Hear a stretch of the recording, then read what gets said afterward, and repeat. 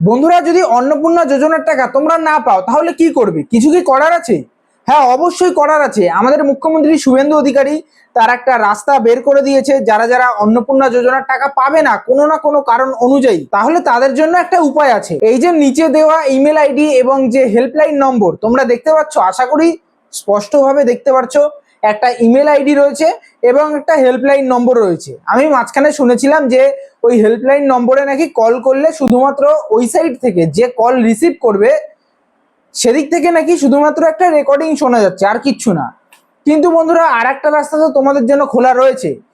যদি কেউ টাকা না পাও অন্নপূর্ণা যোজনার টাকা, কিন্তু তবুও মনে হয় যে তোমরা প্রাপ্য আছো, টাকা পাওয়ার যোগ্য, তাহলে একটা কাজ করতে পারো। যদি বাড়িতে শিক্ষিত ছেলে মেয়ে থাকে তাদেরকে দিয়ে নিজেদের স্মার্টফোনের মাধ্যমে এই ইমেল আইডি, হ্যাঁ এই ইমেল আইডিতে তোমরা তোমাদের যে বক্তব্য সেটা কিন্তু তুলে ধরতে পারো মেলের মাধ্যমে।